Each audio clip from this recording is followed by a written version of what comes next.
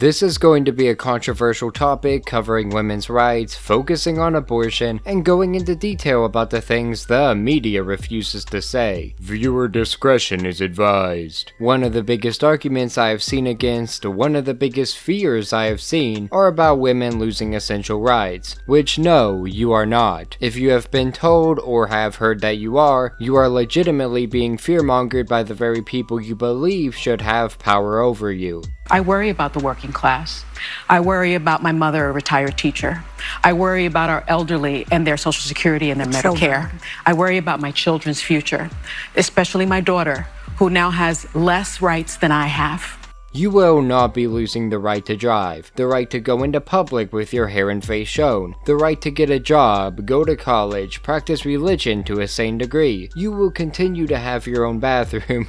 Well, that could change, but that's due to the party that is currently in office. The one that the believers that their rights are going to be gone were going to vote for, who believes tampons should be in boys' bathrooms. So if girls who need feminine hygiene items have access to the boys' bathroom, then obviously guys would then have access to the girls, and you might as well not even differentiate them, but I digress. Abortion is not a right, a fundamental freedom in terms of having full access to it at all times. If you believe that it is, and that it should be, then you're honestly just a very irresponsible or misinformed person, or covering for someone that is. Trump has stated that he believes in exceptions for rape, incest, and life of the mother. And like Ronald Reagan, I believe in the exceptions for rape, incest, life of the mother. These are the key talking points when arguing that abortion should be universally available at all times for all reasons. But these are not affected by his more pro-life leaning stance. You are being lied to, treated as a tool. Don't let them use you, emotionally manipulate you, and use fear against you. Women are not lost that voted for them. They are informed. They took the time to research the legitimacy of the claims against him. You should do the same. The ones actively perpetuating this misinformation, however, a lot of times are doing it maliciously. Not out of fear, but out of a desire to instill it. Going as far as to tell everyone to end their existence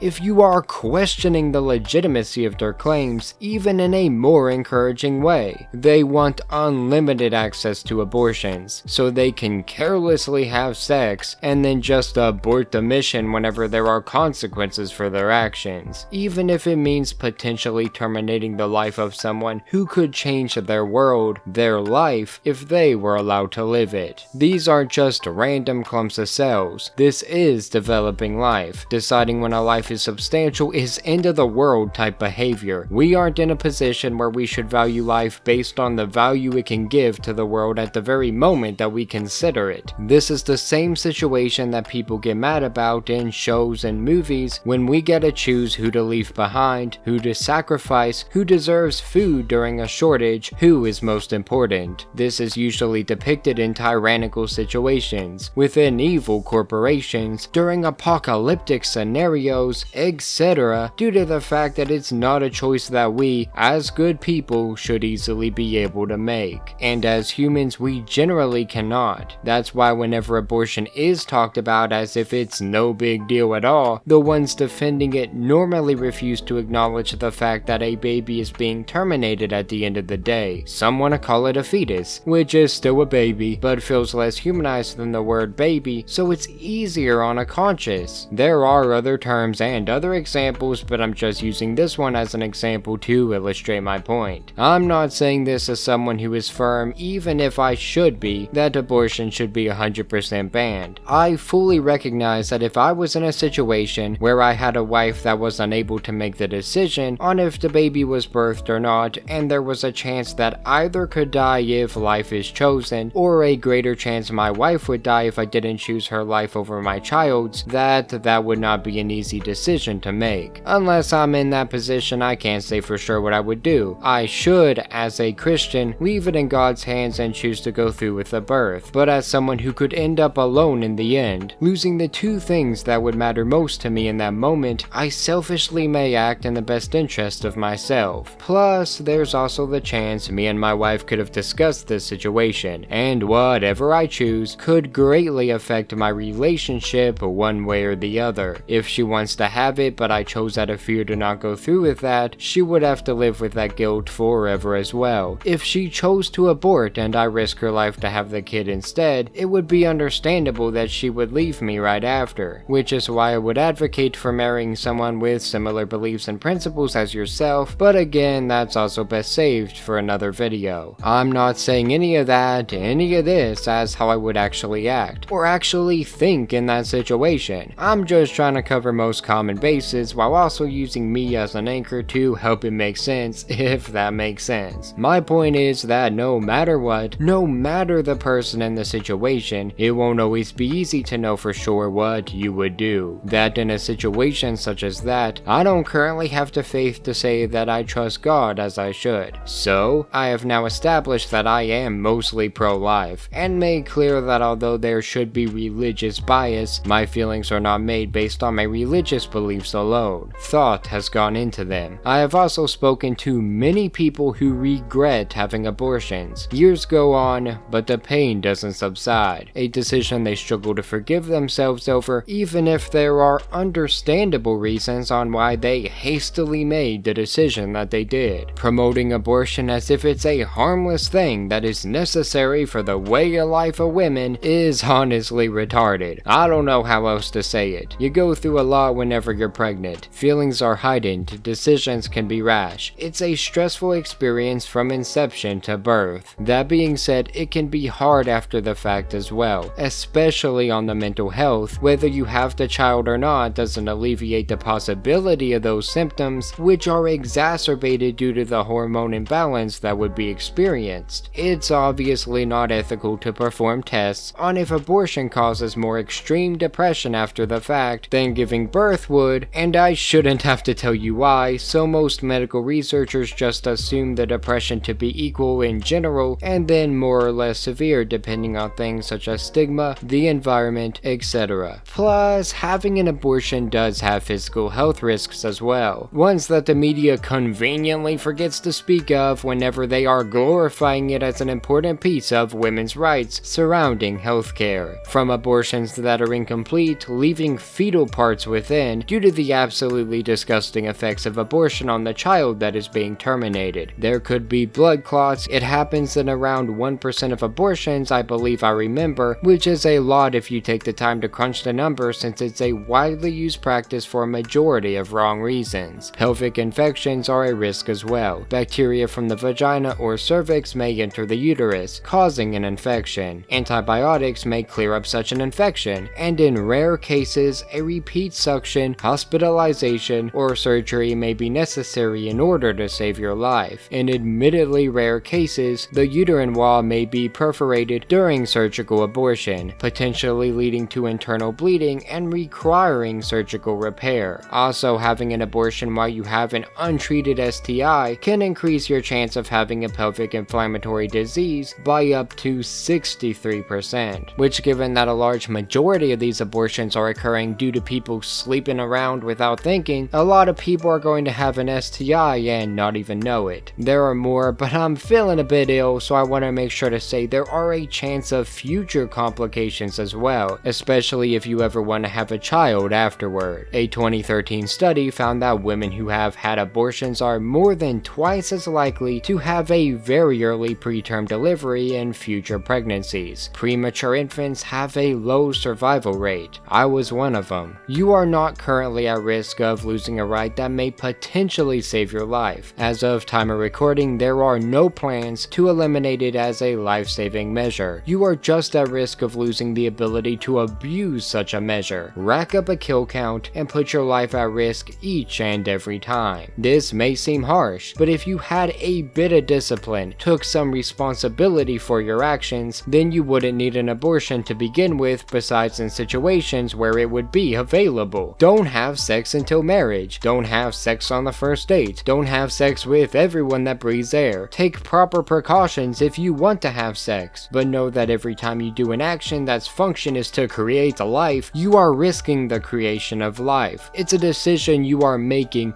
of your own volition. Be intelligent on what you choose to do. Every action has consequences. The butterfly effect is proven time and time again. Don't become another example of that. Anyway, that's all I have to say. Have a great day. Thank you.